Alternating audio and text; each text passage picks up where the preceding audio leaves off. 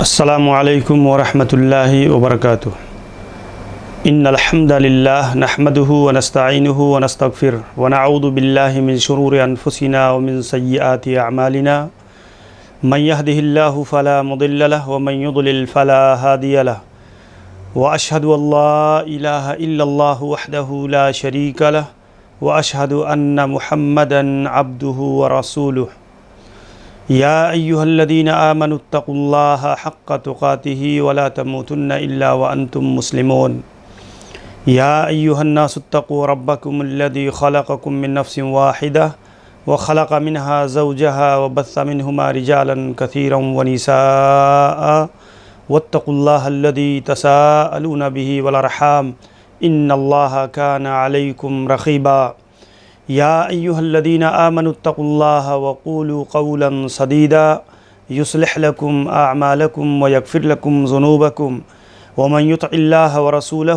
فقد فاز فوزا عظیما اما بعد فإن خیر الحدیث کتاب اللہ وخیر الہدی ہدی محمد صلی اللہ علیہ وسلم وشر الامور محدثاتها وکل محدثۃ بدعہ وکل بدعۃ ضلالہ وکل ضلالۃ فی النار۔ فاعوذ باللہ من الشیطان الرجیم بسم اللہ الرحمن الرحیم۔ قال اللہ سبحانہ وتعالی فی کلامہ المجید الذی خلق الموت والحیاة لیبلوکم ایکم احسن عملا۔ محترم ناظرین کرام، اسلامی بھائیوں اور ساتھیوں، دعوے آف سلفیہ کی جانب سے آپ کی خدمت میں 8 دروس پر مشتمل ایک مکمل کورس پیش کیا جا رہا ہے۔ ان دروس کا مرکزی عنوان قبر کے حالات، موت اور سکرات کی تفصیلات، اسی طریقے سے قبر میں کیے جانے والے سوالات جن کا مقصد یہ ہے کہ ہم اور آپ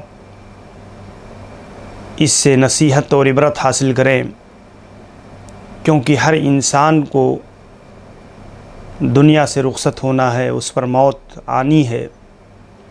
کسی بھی انسان کے لیے خلد اور دائمی و ہمیشگی نہیں ہے۔ اس کے لیے ایسی تفصیلات کو پیش کر کے مقصد یہ ہوتا ہے کہ ہمیں اور آپ کو اس بات کی تذکیر کی جائے، نصیحت کی جائے کہ ہم اور آپ اس دنیا کے بعد، اس دنیا کی زندگی کے بعد آنے والے اس زندگی کے بعد آنے والی زندگی کے لیے تیاری کریں۔ آئیے ہم دیکھتے ہیں پہلا درس، قبر کا منظر، عذاب قبر، اس کے سوال و جواب اور انسان پر طاری ہونے والی موت کی تفصیلات کو کتاب و سنت کی روشنی میں ہم اور آپ دیکھنے کی، سمجھنے کی کوشش کرتے ہیں۔ اللہ رب العزت نے اس آیت کریمہ میں ایک بڑی بنیادی بات بیان فرمائی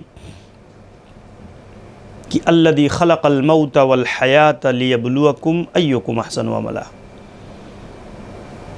کہ اللہ رب العالمین نے موت اور زندگی کو اس لیے پیدا کیا ہے تاکہ تمہیں آزمائے اور دیکھے کہ تم میں سے بہتر عمل کر کے آنے والا کون ہے۔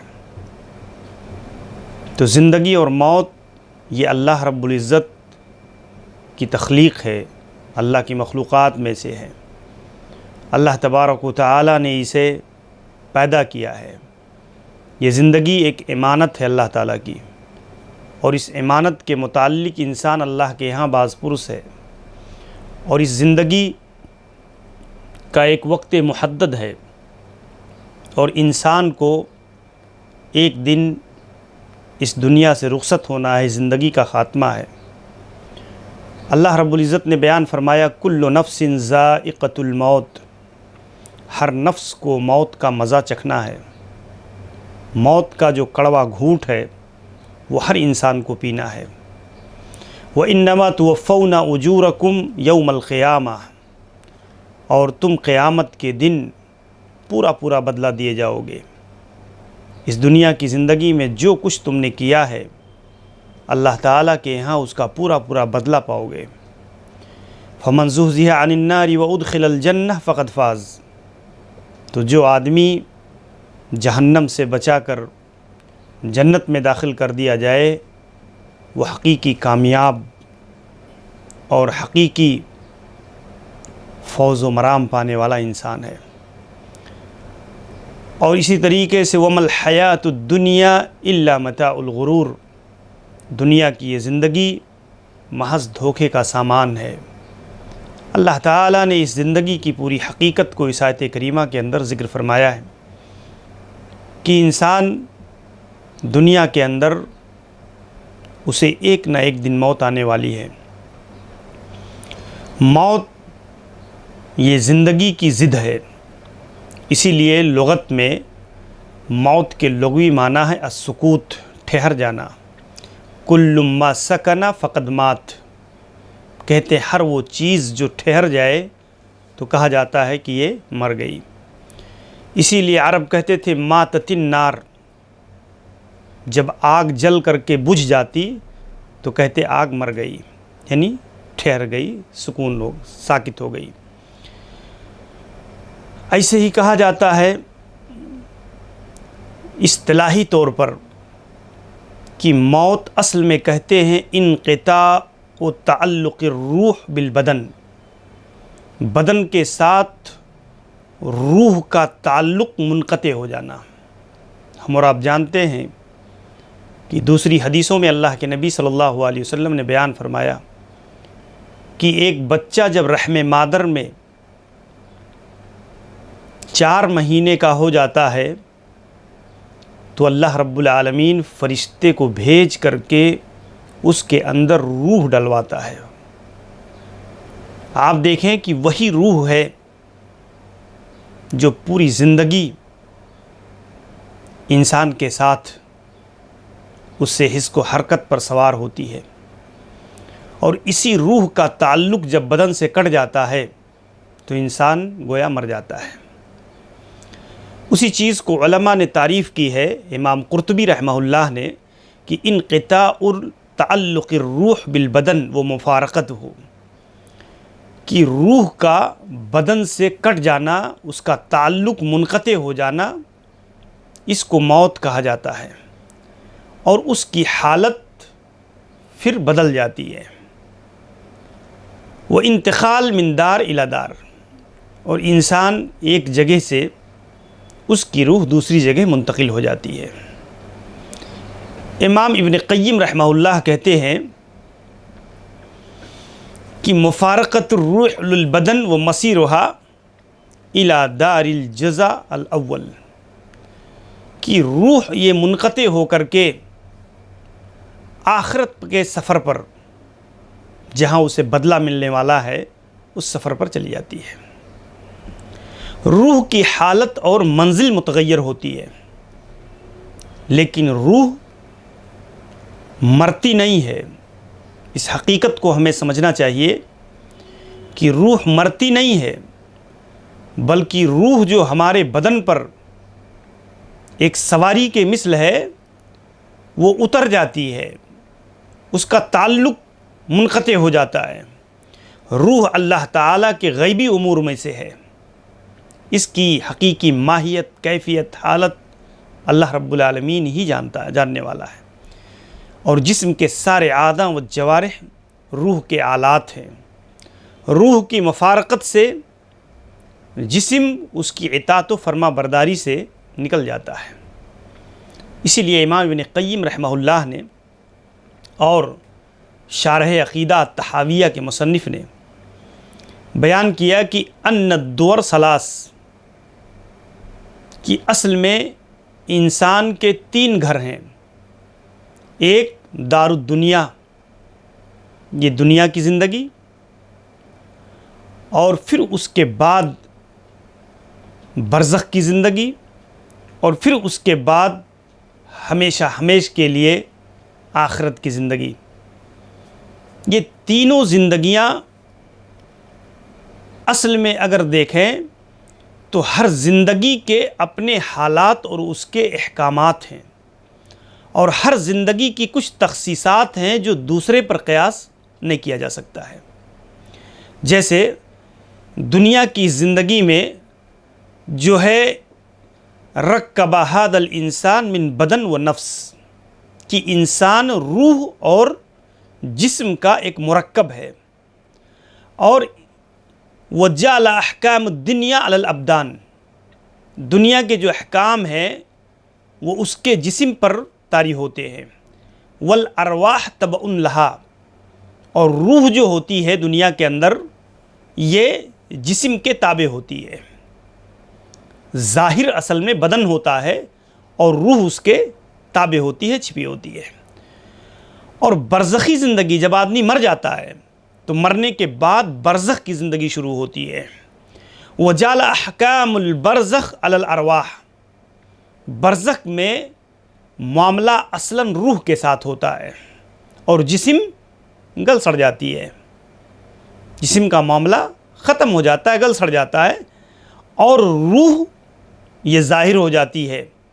والابدان تبع لہا، اور بدن کیا ہوتا ہے، اس کے تابع ہوتی ہے۔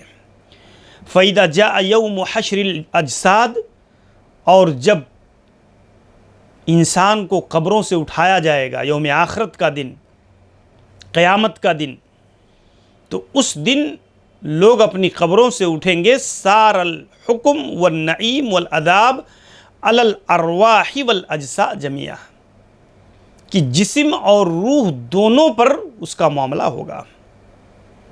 فَإِذَا تَأَمَّلْتَ هَذَا الْمَعْنَى حَقَّ التَّأَمُّلِ، اگر تم اس حقیقت پر، اس معنی پر صحیح معنوں میں غور کرو گے تو آپ کو پتہ چلے گا کہ ان کون القبر روضۃ من ریاض الجنہ او حفرۃ من حفر النار، کہ قبر کی جو زندگی ہے، قبر کا جو معاملہ ہے، یہ یا تو جنت کی کیاریوں میں سے ایک کیاری بن جائے گا، اور یا تو جہنم کے گڑھوں میں سے ایک گڑھا بن جائے گا۔ یہ علماء نے زندگی کے ان حالات کی تفصیلات کو اس طور پر بیان کیا ہے۔ اسی لیے کہا جاتا ہے من ماتا قامت قیامت ہو، کہ جو آدمی مر گیا تو اس کی قیامت قائم ہو گئی۔ دوسرے کو دیکھنے کی ضرورت نہیں ہے، خود انسان کی اپنی زندگی کا معاملہ یہ ہے کہ انسان مر گیا، اس کی برزخی زندگی شروع ہو جاتی ہے۔ اور ہم اور آپ جانتے ہیں کہ اس کائنات میں، زمین و آسمان میں جتنی چیزیں ہیں، ساری چیزوں پر فنا طاری ہونے والی ہے۔ کل من علیہا فان، ہر مخلوق اور ہر شے کو فنا ہے، صرف اللہ رب العزت والجلال کا چہرہ باقی رہنے والا ہے۔ اینما تکونوا یدرککم الموت، تم جہاں کہیں بھی ہو، تم جہاں کہیں بھی ہو، تمہیں موت ضرور آ کر کے دپوچے گی۔ وَلَوْ كُنْتُمْ فِي بُرُوجٍ مُشَيَّدَةٍ، اگرچہ تم مضبوط قلعوں کے اندر بند کیوں نہ کر لو، جہاں کہیں بھی تم ہو، کتنی بھی حفاظت میں ہو۔ اللہ کے نبی صلی اللہ علیہ وسلم نے بیان فرمایا، قرآن مجید کہتا ہے اللہ کے نبی صلی اللہ علیہ وسلم کے باب میں کہ اِنَّكَ مَيِّتٌ وَإِنَّهُمْ مَيِّتُونَ، کہ اے نبی یہ کفار مکہ بھی مرنے والے ہیں اور آپ پر بھی موت آنے والی ہے۔ لَوْ نَجَا مِنْهُ أَحَدٌ مِنَ الْمَوْتِ لَنَجَا خَيْرُهُ اللَّهِ، اللہ کے نبی صلی اللہ علیہ وسلم کو اللہ تعالیٰ اس موت سے بالا تر رکھتا اگر کسی کو نجات ملنے والی ہوتی۔ یہ اللہ تعالیٰ کی ایک سنت ہے، وما جعلنا لبشر من قبلک الخلد، اے نبی آپ سے پہلے اللہ نے کسی کے لیے دائمی اور ہمیشگی نہیں بنایا ہے۔ افإن مت فہم الخالدون، کہ اگر آپ مر جائیں تو یہ لوگ کیا ہے، ہمیشہ باقی رہنے والے ہیں، ان پر بھی موت آئے گی۔ اور کل نفس ذائقۃ الموت ونبلوکم بالشر والخیر فتنہ، ہر نفس کو موت کا مزہ چکھنا ہے اور پھر ہم تمہیں خیر اور شر کے ذریعہ سے آزمائیں گے، آزمائش میں ڈالیں گے، وَإِلَيْنَا تُرْجَعُونَ، اور تم سب کو ہماری ہی طرف لوٹ کر آنا ہے۔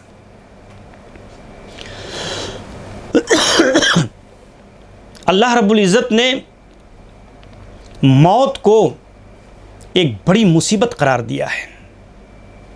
فَأَصَابَتُكُمْ مُصِیبَةُ الْمَوْتِ، کہ تمہیں موت کی مصیبت یہ پہنچنے والی ہے۔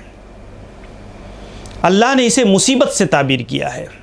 اللہ کے نبی نے فرمایا اکثروا ذکر حازم اللذات، یعنی الموت، لذتوں کو کاٹ دینے والی موت کو کثرت سے یاد کرو۔ اور موت کی سنگینی کا عالم یہ ہے کہ موت سے پہلے جو انسان پر سکرات کی کیفیت طاری ہوتی ہے یہ بڑی تکلیف دہ ہوتی ہے۔ انسان اس حقیقت کو بیان نہیں کر سکتا۔ وَجَاءَتْ سَكْرَةُ الْمَوْتِ بِالْحَقِّ ذَلِكَ مَا كُنْتَ مِنْهُ تَحِيدُ، اور موت کی سکرات، موت کی تکالیف آ پہنچی ہے حق کے ساتھ، جسے تم کٹ کٹ کر رہا کرتے تھے۔ اللہ رب العزت نے سکرات موت کی حقیقت کو ایک جگہ بیان فرمایا، کلا اذا بلغت التراقی وقیل من راق، ہرگز نہیں، جب روح حلق کو پہنچ جائے گی تو کہا جائے گا کہ ہے کوئی جھاڑ پھونک کرنے والا، کوئی طبیب جس سے شفا مل جائے۔ ہر وہ وسیلہ انسان اختیار کرتا ہے۔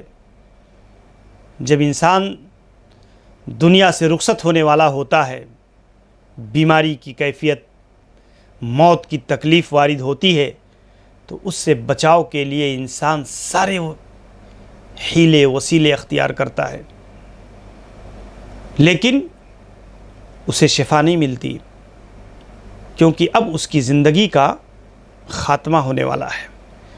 وقیل من راق، ہے کوئی جھاڑ، وظن انہ الفراق، پھر اسے یقین ہو جاتا ہے کہ اب یہ جدائی کا وقت آ گیا ہے۔ یقین کر لیتا ہے انسان کہ اب یہ دنیا سے، مال و اولاد سے اس کا سلسلہ ٹوٹنے والا ہے۔ یہ کب ہوتا ہے؟ جب انسان سکرات کے عالم میں فرشتوں کا معائنہ کر لیتا ہے، عالم غیب کی کچھ چیزیں اس کے اوپر واضح ہو جاتی ہیں، اپنی آنکھوں سے دیکھ لیتا ہے، زندگی کی امید ٹوٹ جاتی ہے اور دنیا سے انسان کے رخصت ہونے کا وقت آ جاتا ہے۔ وَالْتَفَّتِ السَّاقُ بِالسَّاقِ، قرآن مجید نے ایک بڑی تلخ حقیقت کو بیان کیا ہے کہ پھر انسان کی ایڑیوں سے ایڑیاں مل جاتی ہیں، پڈلیوں سے پڈلیاں مل جاتی ہیں۔ آپ نے اگر دیکھا ہوگا، ایک مرغی کو اگر آپ ذبح کرتے ہیں تو جب اس کی روح نکلتی ہے، کی جان نکلتی ہے، تو وہ اپنے پیر سے پیر کو رگڑتی ہے۔ آپ اللہ تعالیٰ نے اس حقیقت کو آپ دیکھیں بیان کیا کہ انسان شدت تکلیف میں، شدت کرب میں، آدمی کی ایڑیوں سے مل جاتی ہیں۔ اِلَىٰ رَبِّكَ يَوْمَئِذٍ الْمَسَاقُ، جب اپنے رب کی طرف وہ ہانکا جا رہا ہے۔ بڑی اللہ رب العزت نے ان آیات کے اندر موت کے حقائق کو بیان کیا ہے، اور یہ معمولی چیز نہیں ہے میرے بھائیوں۔ ناظرین کرام، یہ اللہ تعالیٰ کی طرف سے ایک اٹل حقیقت ہے کہ ہر انسان کے ساتھ ایسا ہی معاملہ پیش آنے والا ہے۔ حضرت عائشہ رضی اللہ عنہ بیان کرتی ہیں کہ ان رسول اللہ صلی اللہ علیہ وسلم کان بین یدیہ رکوہ فجعل یدخل یدیہ فی الماء. اللہ کے نبی جب سکرات موت میں، موت کی تکالیف میں تھے، تو آپ کے سامنے ایک پیالہ رکھا ہوا تھا جس میں پانی تھا. فجعل یدخل یدہ فی الماء، آپ پانی کے اندر اس پیالے سے، بڑے سے پیالے میں اپنے ہاتھ کو ڈالتے اور اپنے چہرے پر پھیرتے اور کہتے لا الہ الا اللہ، اللہ کے علاوہ کوئی معبود برحق نہیں ہے. ان للموت سکرات، کہ موت کی بڑی تکلیف دہ صورت ہوتی ہے. ثم نصب یدہ فجعل یقول فی الرفیق الاعلی فی الرفیق الاعلی حتی قبض ومالت یدہ. اللہ کے نبی رفیق اعلیٰ سے ملاقات کی بات کرتے اور کہتے رہے آپ اللہم فی الرفیق الاعلی، اور آپ کے ہاتھ جو ہے اسے ڈھل گئے. سے بخاری کی حدیث ہے. حضرت عائشہ رضی اللہ عنہ ہی بیان کرتی ہیں ایک حدیث کے اندر، آپ دیکھیں کہ اللہ کے نبی صلی اللہ علیہ وسلم کا جب انتقال ہوا تو بین حاقنتی و ذاقنتی، اللہ کے نبی صلی اللہ علیہ وسلم کا سر میری ٹھوڈی اور میری گود میں تھا. فلا اکرہ شدت الموت لاحد ابدا بعد النبی صلی اللہ علیہ وسلم. اللہ کے نبی صلی اللہ علیہ وسلم کی اس تکلیف کو دیکھ کر کے میں نے کسی کے لیے سکرات موت کو برا سمجھنے سے، ناپسندیدہ سمجھنے کو چھوڑ دیا. میں پہلے کسی آدمی کے ساتھ موت کے وقت تکلیف کو دیکھتی تو میں سوچتی کہ شاید یہ اس کے گناہوں کا بدلہ ہے، لیکن اللہ کے نبی صلی اللہ علیہ وسلم کو جب سکرات موت کی تکلیف میں دیکھا میں نے، اس سکرات کے عالم میں، تو پھر میں نے کسی کے ساتھ اس طرح کا معاملہ دیکھ کر کے اسے ناپسندیدہ سمجھنا یہ میں نے چھوڑ دیا. آپ غور کیجئے، حضرت انس بن مالک رضی اللہ عنہ بیان کرتے ہیں کہ حضرت فاطمہ رضی اللہ عنہ، اللہ کے نبی صلی اللہ علیہ وسلم کی چہیتی بیٹی، وہ آئیں اور اللہ کے نبی کی تکلیف کو دیکھا. واہ کربا بتا، اے میرے ابا جان کی تکلیف، ہائے میرے ابا جان کی تکلیف. اللہ کے نبی صلی اللہ علیہ وسلم کو افاقہ ہوا. آپ نے کہا لیس علی ابی کے کرب بعد اليوم، بیٹی آج کے بعد تیرے ابا پر کبھی تکلیف نہ ہوگی. فلما ماتا، جب اللہ کے نبی کی وفات ہو گئی، قالت یا ابتا، کہتی اے میرے پیارے ابا جان، اجاب ربا دعاہ، یا ابتا من جنت الفردوس مأواہ. حضرت فاطمہ رضی اللہ عنہا جزا فضا کرنے لگیں کہ ہائے میرے ابا جان، جبریل کو اس کی کوئی خبر دے، جنت الفردوس آپ کا ٹھکانہ ہو. رب العالمین اس دعا کو قبول فرمائے. فلما دفنا، جب اللہ کے نبی دفن کر کیے گئے، حضرت فاطمہ کہتی ہیں یا انس اتابت انفسکم ان تحسو علی رسول اللہ صلی اللہ علیہ وسلم التراب، تمہارے نفسوں نے کیسے گوارا کر لیا کہ تم اللہ کے نبی پر مٹی ڈالو. تکلیف کے عالم میں یہ اپنی حالت، اپنی کیفیت.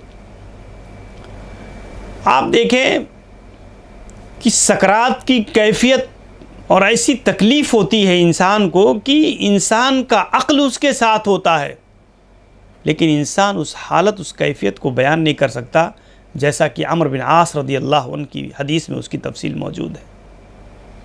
کہتے بیٹے الموت اجل من ان یوصف، موت کی کیفیت کو بیان نہیں کیا جا سکتا. بس یوں سمجھ لو کہ میری گردن پر ایک بڑا سا پہاڑ رکھ دیا گیا ہے جو اسے توڑے جا رہی ہے. ایسے لگتا ہے کہ میرے جسم میں، میرے پیٹ میں سب کانٹے بھر دیے گئے ہیں جو پورا چبھو رہے ہیں. ایسے لگتا ہے کہ میری جان کو سوئی کے ناکے سے گھسیٹ کر نکالا جا رہا ہے. میرے بھائیو، یہ حقائق ہے. حضرت عمر بن خطاب رضی اللہ عنہ کے باب میں امام جوزی رحمہ اللہ نے ذکر کیا ہے. کہتے انہوں نے پوچھا، یا کعب حدثنا عن الموت. حضرت ابی بن کعب رضی اللہ عنہ سے کہا کہ موت کے بارے میں بتاؤ. تو انہوں نے کہا کہ امیر المومنین، ان الموت کا غصن کثیر السوق. بس موت کی مثال ایسے ہی ہے کہ جیسے ایک کانٹے دار جھاڑی ہے، اور ادخل فی جوف رجل، کہ آدمی اس کے بیچ سے اسے گزرنا ہے، اور ہر کانٹا اس کی طرف جھکا ہوا ہے جو اسے اپنے اس میں پھنسا لے. وہ آدمی اپنا سب کچھ سمیٹ کر کے اور اس طریقے سے نکل جائے کہ اس کا دامن ان کانٹوں سے الجھنے نہ پائے. تو یہ حقائق جو ہے اللہ رب العزت نے بیان فرمایا، ان وعد اللہ حق، اللہ کا وعدہ برحق ہے. فلا تغرنکم الحیات الدنیا، دنیا کی یہ زندگی تمہیں دھوکے میں نہ ڈالے. اسی طریقے سے اگر آپ دیکھیں تو موت کا پیغام سلف صالحین اس طور پر بیان کرتے تھے. سلیمان بن عبد الملک رحمہ اللہ نے امام ابو حازم سے پوچھا کہ یا ابا حازم نکرہ الموت، کہ اے ابو حازم کیا معاملہ ہے کہ ہم موت کو ناپسند کرتے ہیں؟ تو انہوں نے بیان کیا، اس لیے لِأَنَّكُمْ أَمْرَتَكُمْ دُنْيَاكُمْ وَخَرَبْتُمْ أُخْرَاكُمْ، اس لیے کہ جب آدمی اپنی آخرت کے معاملے کو خراب کر لیتا ہے اور دنیا کے معاملے کو آباد کر لیتا ہے تو اسے موت سے کراہت ہونے لگتی ہے. اور اسی طریقے سے اور بھی کئی علماء نے اس کے حقائق کو بیان کیا ہے. آپ دیکھیں، اس بات کو ہمیں جاننا چاہیے کہ موت اصل میں ایک مومن کے لیے راحت کا سامان ہے. اللہ کے نبی صلی اللہ علیہ وسلم کے پاس سے ایک جنازے کا گزر ہوا تو آپ نے فرمایا، مستریح و مستراح من، یا تو یہ راحت پانے والی ہے یہ میت، اور یا تو لوگ اس سے راحت پانے والے ہیں. لوگوں نے پوچھا، مل مستراح والمستراح من یا رسول اللہ، اللہ کے نبی مستریح اور مستراح من کا کیا مطلب ہے؟ تو اللہ کے نبی نے فرمایا، العبد المؤمن یستریح من نصب الدنیا وعزاها الی رحمت اللہ، کہ ایک مومن کی جب وفات ہوتی ہے تو وہ دنیا کی تھکان سے، دنیا کی آزمائشوں سے، دنیا کی تکلیفوں سے نکل کر کے اللہ کی رحمت میں پناہ پا جاتا ہے. اور والعبد الفاجر، ایک فاسق و فاجر انسان کی جب وفات ہوتی ہے تو یستریح منہ العباد والبلاد والشجر والدواب، اس کے شر سے، اس کے فتنے سے، اس کے مظالم سے اس سرزمین میں رہنے والے لوگ، اللہ کے دوسرے بندے جن کو وہ ستایا کرتا تھا، اس شہر کے لوگ، شجر، حجر، دواب، چوپائے، سب کے سب کو راحت مل جاتی ہے اس کے مرنے سے. ہمیں اور آپ کو اپنے کردار اور اپنے عمل سے مستریح بننا چاہیے. ایسا نہیں بننا چاہیے کہ مرنے کے بعد کوئی آدمی کہے بڑا برا آدمی تھا، چلا گیا اچھا ہوا.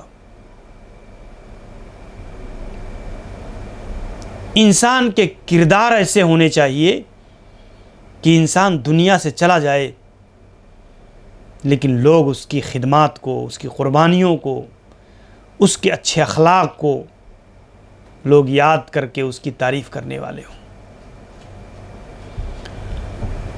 قبر کا منظر اور عذاب قبر کا صحیح اسلامی تصور عقید سلف کے مطابق یہ سمجھنا بہت ہی اہم اور بنیادی چیز ہے، کیونکہ اس مسئلے میں کئی اہم لوگ، بڑی بڑی شخصیتیں گمراہی کا شکار ہوئی ہیں۔ آپ دیکھیں قبر کس کو کہا جاتا ہے؟ قبر زمین کا وہ گڑھا جس میں مردے کو دفن کیا جاتا ہے۔ ضروری نہیں ہے کہ عذاب قبر اس گڑھے کے ساتھ خاص ہے کہ جب آپ کو دفن کیا جائے گا تو، یا ہندوؤں کے عقیدے کے مطابق جلا کر کے دریا کے اندر بہا دیا جائے، یا کسی کو کوئی سمندر میں ڈوب جائے مچھلیاں کھا لیں، کسی کو شیر بھیڑیا پھاڑ کھا جائے، کوئی جل کر راکھ ہو جائے۔ اصل میں اگر آپ دیکھیں تو انسان کی اس زندگی، دنیا کی زندگی کے بعد ایک برزخ کی زندگی ہے۔ قرآن مجید نے اس چیز کو بیان فرمایا، وَمِن وَرَائِهِمْ بَرْزَخٌ إِلَى يَوْمِ يُبْعَثُونَ، اس کے بعد برزخ کی زندگی ہے جب تک کہ وہ دوبارہ زندہ کر کے اٹھایا نہ جائے گا۔ اور برزخ کہتے ہیں الحاجز بین الشیئین،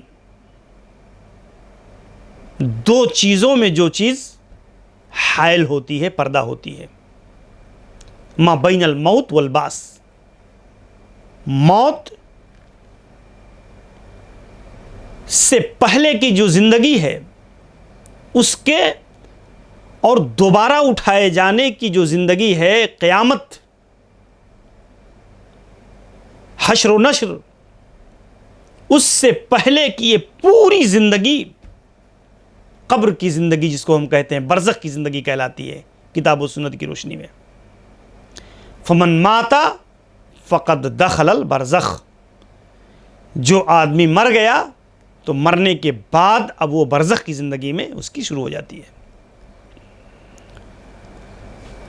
البرزخ الحاجز بین الدنیا والآخرہ، امام مجاہد رحمہ اللہ کہتے ہیں کہ برزخ دنیا اور آخرت کی جو اصل زندگی ہے دوبارہ اٹھائے جانے کی، اس کے درمیان ایک حاجز ہے۔ امام ابو صخر کہتے ہیں البرزخ المقابر لا هم فی الدنیا ولا هم فی الآخرہ، برزخ اصل میں قبریں ہیں، قبر کی وہ زندگی ہے کہ انسان نہ تو اصل دنیا میں ہوتا ہے اور نہ ہی اصل میں دوبارہ اٹھائے جانے کی جو بعد کی جو زندگی ہے آخرت کی، نہ اس میں ہوتا ہے۔ فہم مقیمون الی یوم یبعثون، وہ اپنی قبروں میں مقیم ہوتے ہیں دوبارہ اٹھائے جانے تک۔ ابن کثیر نے بہت سارے اقوال نقل کیے ہیں۔ برزخی زندگی کا تعلق اصل میں غیب سے ہے، جس پر ایمان، یہ ہمارے غیب کی ایمانیات میں سے ہیں، جس پر ایمان لانا ایک اصولی مسئلہ ہے۔ اور مومن الذین یؤمنون بالغیب، جو غیب پر ایمان لاتا ہے،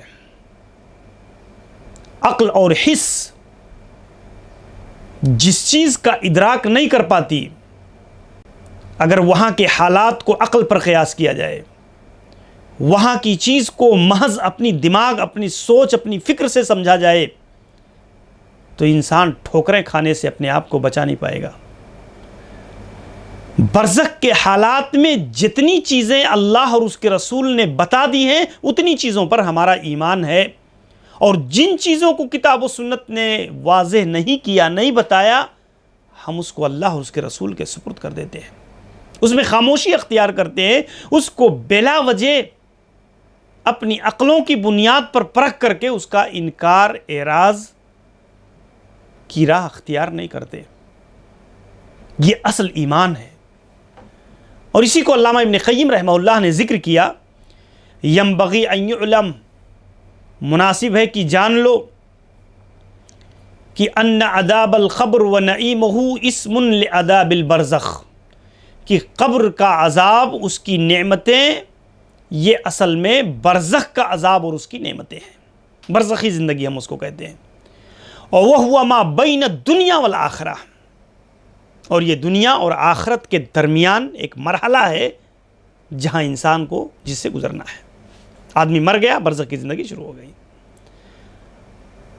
اور دوسری جگہ امام ابن قیم رحمہ اللہ نے اسی بات کو مزید تفصیل کے ساتھ ذکر کیا، فَكُلُّ مَن مَاتَ وَهُوَ مُسْتَحِقٌ لِلْعَذَابِ، ایک آدمی مر گیا اور عذاب کا مستحق ہے اپنے کردار و عمل کی بنیاد پر، تو اسے برزخ میں وہ عذاب پہنچے گی، چاہے اسے قبر میں دفن کیا جائے یا نہ کیا جائے، چاہے اسے کوئی چوپایا کھا لے، چاہے اسے آگ میں جلا کر راکھ کر دیا جائے، اسے اڑا دیا جائے، چاہے اسے سولی دے دی جائے، چاہے اسے سمندر میں ڈوب کر مر جائے.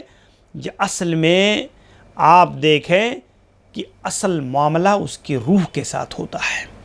وصل الی روحہ و بدنہ من العذاب ما یصل الی القبور، وہ ہر حالت میں اس کو عذاب اور نعمتیں پہنچتی ہیں، چاہے وہ قبر میں دفن کیا گیا ہو یا کفن میں نہ دفن کیا گیا ہو. اگر وہ گنہگار ہے اور عذاب کا مستحق ہے تو محض اسے جلا کر کے راکھ بنا دینے اور دریا میں پھینک دینے سے وہ عذاب سے بچ نہیں سکتا برزخ کی زندگی میں. تو یہ حقائق اللہ اور اس کے رسول نے بیان فرمائے. ہمیں جاننا چاہیے کہ قبر یہ اول منزل من منازل الآخرہ، آخرت کی پہلی منزل ہے. موت انسان پر طاری ہوئی اور اس کے بعد کا مرحلہ یہ قبر کی آخرت کی پہلی منزل ہے. آپ دیکھیں حضرت ہانی مولا عثمان، حضرت عثمان رضی اللہ عنہ کے غلام ہیں. کہتے ہیں کانا عثمان اذا وقف علی قبر، حضرت عثمان رضی اللہ عنہ جب کسی جنازے کے اندر شریک ہوتے اور مٹی دینے کے لیے جاتے علی قبر پر پہنچتے تو بکا حتی یبل لحیتہ، اس قدر روتے کہ آپ کی داڑھی تر ہو جاتی. آپ سے کہا گیا کہ تذکر الجنہ والنار فلا تبخی، جنت اور جہنم کا تذکرہ آتا ہے تو آپ اس قدر نہیں روتے. وتبکی من ھذا، لیکن آپ قبر کو دیکھ کر کے بے تحاشا روتے ہیں. تو انہوں نے بیان فرمایا کہ ان رسول اللہ صلی اللہ علیہ وسلم قال، اللہ کے نبی صلی اللہ علیہ وسلم نے بتایا تھا، فرمایا آپ نے کہ ان القبر اول منزل من منازل الآخرہ، کہ قبر یہ آخرت کی پہلی منزل ہے. فَإِن نَجَا مِنْهُ فَمَا بَعْدَهُ أَيْسَرُ مِنْهُ، اگر قبر کا مرحلہ اس کے لیے آسان ہو گیا تو بعد کے سارے مراحل اس کے لیے آسان ہوتے جائیں گے. وَإِن لَمْ يَنْجُ مِنْهُ فَمَا بَعْدَهُ أَشَدُّ مِنْهُ، اور اگر قبر کا مرحلہ اس کے لیے سخت ترین گزرا، یہ پہلی منزل میں ناکام ہوا، تو بعد کے جتنے مراحل ہیں سب کے سب سخت سے سخت تر ہوں گے. اللہ اکبر. سنن ترمذی کی حسن درجے کی حدیث ہے میرے بھائیو. اللہ کے نبی صلی اللہ علیہ وسلم نے اس کے ذریعہ سے عذاب قبر سے بچاؤ کے لیے تیاری کرنے کی تعلیم فرمائی ہے کہ قبر کے یہ حقائق ہے، اور وہاں نہ مال و دولت کام آتی ہے، نہ آل و اولاد کام آتی ہے، نہ دنیا کی کوئی اور عہد و منصب کام آتا ہے. انسان کا اپنا عمل اور خود انسان اس کا محاسب ہوتا ہے. قبر کا جو خوفناک منظر ہے، اگر ہم اس منظر کے باب میں دیکھیں تو حضرت عمر بن عبد العزیز رحمہ اللہ، 5ویں خلیفہ راشد، اپنے بعض ساتھیوں سے انہوں نے کہا یا فلاں لقد بت اللیلہ اتفکر من فی القبر وساکن، کہ میرے ساتھیوں میں آج کی رات قبر اور وہاں کی سکونت کے بارے میں بڑا متفکر رہا، بڑا سوچ میں پڑا رہا جو ہے۔ وَإِنَّكَ لَوْ رَأَيْتَ الْمَيِّتَ، اور اگر تم 3 دن کے بعد اس میت کو دیکھو گے جو قبر کے اندر دفن کی جاتی ہے تو وحشت محسوس ہوگی تمہیں، خوف۔ من قربہ بعد طول الانیس، جبکہ تم اس کے ساتھ ایک لمبی مدت رہ چکے ہوگے، اس سے محبت، اس سے انسیت لگاؤ، لیکن 3 دن کے بعد اگر اس آدمی کے حالت کو دیکھو گے تو تمہیں وحشت اور خوف محسوس ہوگا۔ اور اسی طریقے سے لرأیت بیتا تجول فیہ الحوام، میں نے دیکھا کہ قبر ایک ایسا گھر ہے جو کیڑوں مکوڑوں کا مسکن ہے، جہاں پیپ اور خون بہ رہا ہوتا ہے۔ تحترق الدیدان مع تغیر الراحہ، کہ آنکھیں کھیرا ہو جائیں، وہاں کی بدبو سے انسان برداشت نہ کر پائے، کفن بوسیدہ ہو جاتے ہیں۔ اور بعد حسن الحیہ وطیب الریح ونقاء الثوب، آپ اگر غور کریں کہ ایک آدمی اگر ان چیزوں پر غور کر لے تو حضرت عمر بن عبدالعزیز رحمہ اللہ اس کو بیان کرتے کرتے شحق شحقۃ خر مغشیا علیہ، بیان کرتے کرتے قبر کے حالات کو، اور بے ہوش ہوئے اور ایسے آپ بے ہوش ہو کر کے گر گئے، ایک دھاڑ ماری اور بے ہوش ہو کر کے گر گئے۔ ایسے ہی اگر آپ دیکھیں تو قبر کا ایک بڑا اہم ترین معاملہ یہ بھی ہے کہ اپنے مردے کے ساتھ اللہ کے نبی صلی اللہ علیہ وسلم نے ایک حدیث کے اندر بیان فرمایا کہ اہتز عرش الرحمن لموت سعد بن معاذ، سعد بن معاذ رضی اللہ عنہ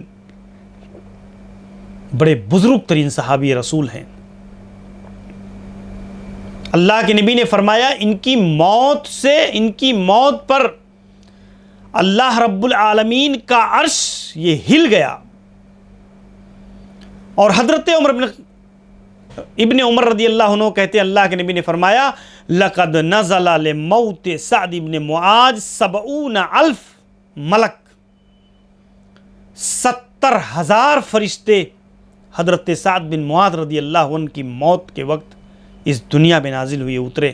ما وطئ الارض قبلہا، جو اس سے پہلے دنیا میں نزول نہیں کیا تھا انہوں نے۔ وقال حین دفنا، لیکن آپ غور کریں اتنے معزز و مکرم اور اتنے چہیتے ساتھی اللہ کے نبی صلی اللہ علیہ وسلم کے، جب انہیں قبر میں دفن کیا گیا تو اللہ کے نبی صلی اللہ علیہ وسلم نے فرمایا سبحان اللہ، اللہ کی ذات پاک ہے، لو انفلت احد من زغطۃ القبر لانفلت منها سعد، اگر کوئی آدمی قبر کے دبوچنے سے محفوظ رہتا تو وہ حضرت سعد بن معاذ رضی اللہ عنہ ہوتے، لیکن آپ دیکھیں انہیں بھی قبر نے نہیں چھوڑا۔ اللہ کے نبی صلی اللہ علیہ وسلم نے ایک بچے کو دفن کیا اور آپ نے فرمایا لو افلت احد من ضمۃ القبر لا افلت هذا الصبی، اگر کوئی آدمی قبر کے دبوچنے سے محفوظ رہتا تو یہ بچہ جو معصوم ہے ضرور ہوتا، لیکن قبر کا ایک عذاب یہ بھی ہے، ایک سنگینی یہ بھی ہے کہ قبر اپنے مردے کو دبوچتی ہے ایسے کہ اس کی ہڈیاں ادھر کی ادھر ہو جاتی ہیں، اس کے جسم کی حالت متغیر ہو جاتی ہے۔ اللہ کے نبی صلی اللہ علیہ وسلم نے حضرت عمر بن خطاب رضی اللہ عنہ کو نصیحت فرمائی تھی۔ آپ غور کیجئے کہ فرشتے یہ قبر کے اندر منکر اور نکیر، یہ 2 فرشتے اللہ نے متعین کیے ہیں۔ اور یہ قبر کے اندر آتے ہیں. ایک تفصیلی روایت اللہ کے نبی نے اس میں موت، روح کے نکالے جانے کی پوری کیفیت بیان فرمائی ہے. اور آپ نے فرمایا استعیذوا باللہ من عذاب القبر، عذاب قبر سے پناہ مانگو، عذاب قبر سے پناہ مانگو. وہ آئیں گے اور کہیں گے من ربک، تمہارا دین کیا ہے، وما دین، تمہارا رب کون ہے، وما دینوں کا، تمہارا دین کیا ہے، من نبیوں کا، اور تمہارا نبی کون ہے جو تمہارے یہاں بھیجا گیا تھا. آپ دیکھیں من ربو کا، وما دینوں کا، وما نبیوں کا. 3 سوال ہیں، 3 سوال ہیں، اور اللہ تعالیٰ نے ڈکلیئر کر دیا. میرے بھائیوں، اس کے جوابات کی تیاری اپنے اعمال سے کرنے کی ضرورت ہے، تبھی تو آپ جواب دے سکو گے. اللہ رب العالمین اپنے فرشتوں کو بھیجے گا اور وہ پوچھیں گے تو نیک آدمی کہے گا ربی اللہ، میرا رب اللہ ہے. دین کیا ہے، کہے گا دینی الاسلام، میرا دین اسلام ہے. اس سے پوچھا جائے گا ما ھذا الرجل الذی بعث فیکم، وہ آدمی جو تم میں بھیجا گیا تھا نبی اور رسول بنا کر، وہ کون ہے؟ تو وہ کہیں گے ہوا رسول اللہ محمد صلی اللہ علیہ وسلم، کہ وہ اللہ کے رسول محمد صلی اللہ علیہ وسلم ہے. اس سے پوچھا جائے گا وما یدریک، کیسے تو نے جانا ان چیزوں کو؟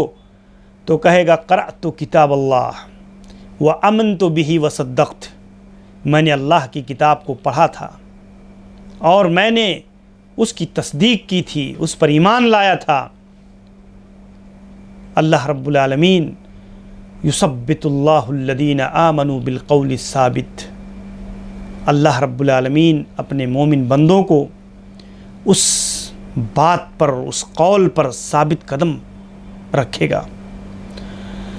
اور کافر کے ساتھ جب معاملہ ہوگا تو آپ دیکھیں وہ ہا لا ادری، ہا لا ادری، ہائے مجھے پتہ نہیں ہے، ہائے میں نہیں جانتا، ہائے مجھے معلوم نہیں ہے. گرج سے، لوہے کے ایک سنبل سے اسے مارے گا فرشتہ،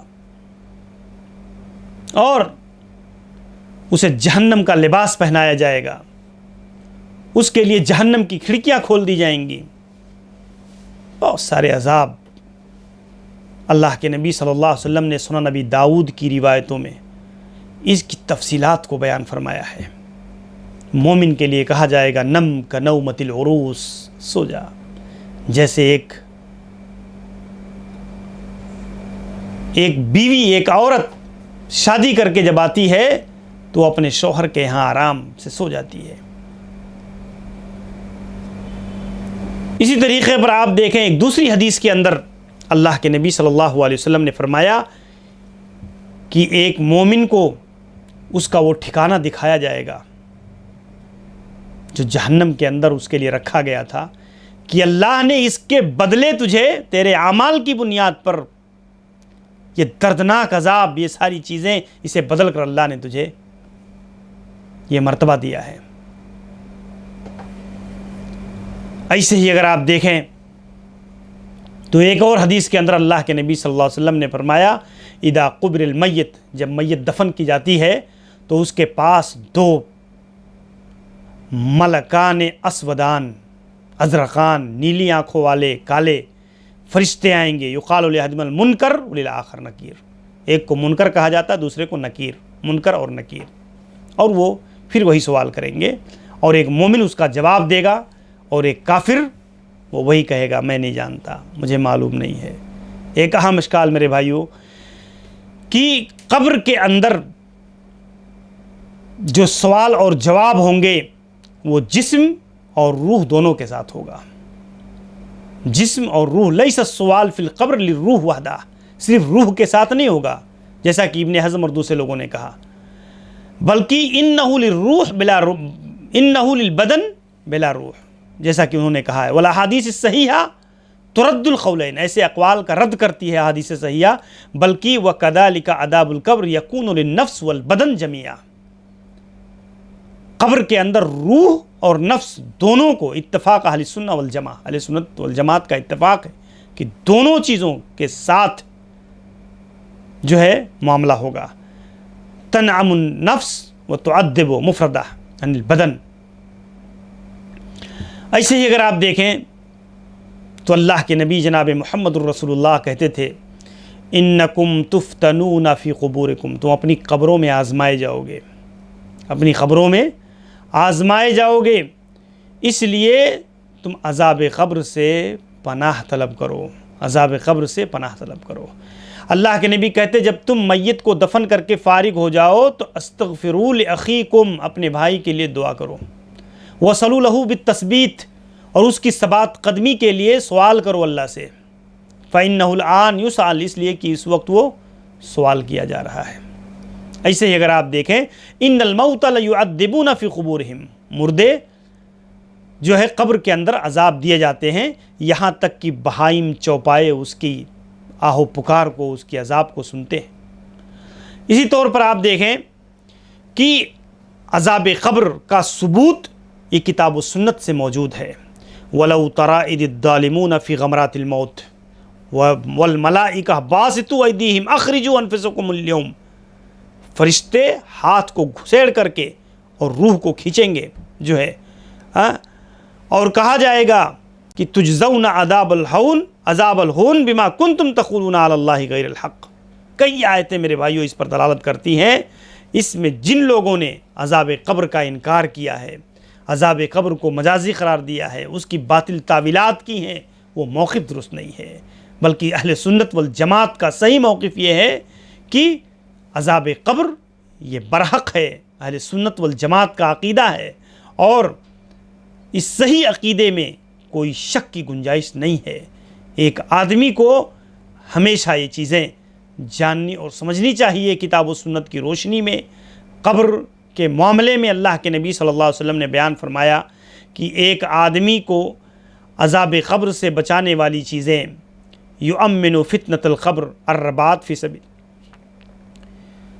مسلمانوں کے بارڈر پر پہرا دینے والا اگر مر جائے تو عذاب قبر سے بچا لیا جاتا ہے، شہید عذاب قبر سے بچا لیا جاتا ہے، پیٹ کے اندر مرض میں مبتلا ہو کر کے مرنے والا یہ یعذب فی قبری، وہ اپنی قبر کے اندر فلن یعذب فی قبری، قبر کے اندر عذاب نہیں دیا جاتا.